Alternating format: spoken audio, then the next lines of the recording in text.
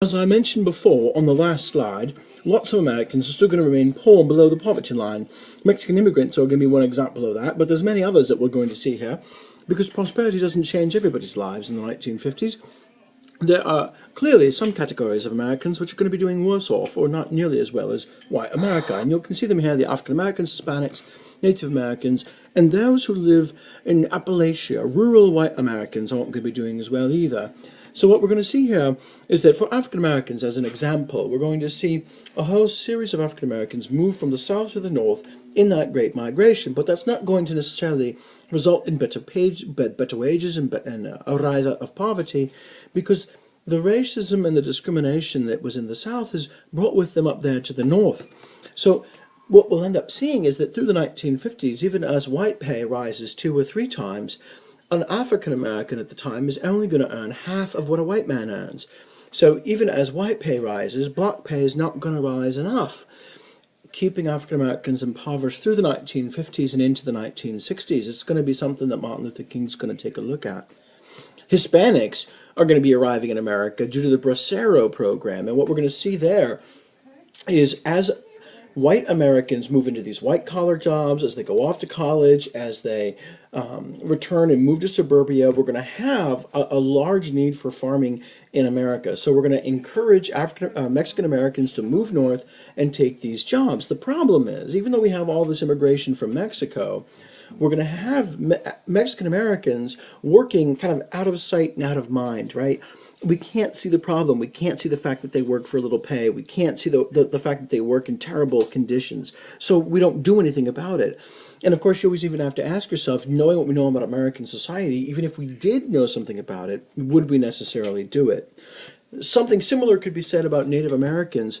By the middle of the 1900s, by 1950, Native Americans are the poorest people in the United States as an ethnic group. There is no doubt about it at all. The reservations are incredibly impoverished. There are no jobs to be had.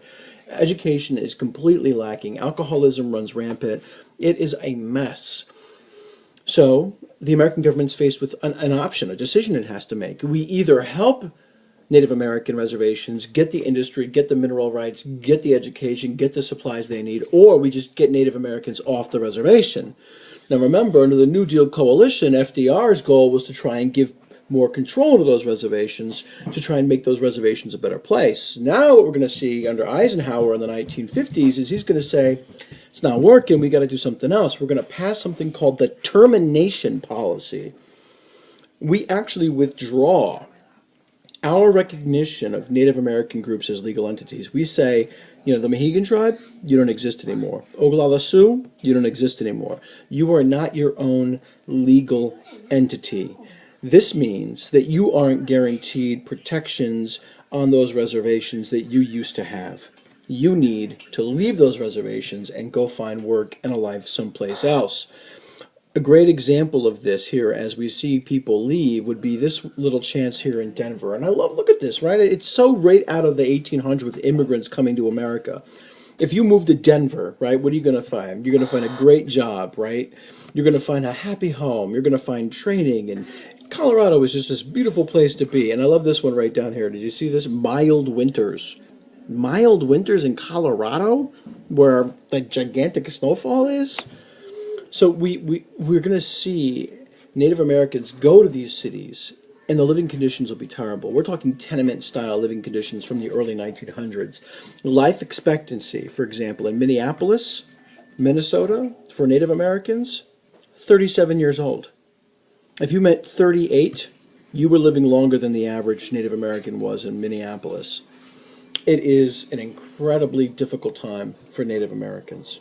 The same could be said for Americans living in Appalachia, which is the region of America that runs along the Appalachian Mountains. It goes from Georgia, South Carolina, North Carolina, Kentucky, Tennessee, Virginia, Pennsylvania, on up into New York State. In Appalachia, a lot of mining, a lot of farming. The problem is, in the 1950s, as the mines in America became more and more mechanized, machines were used to mine instead of people begin to lose their jobs.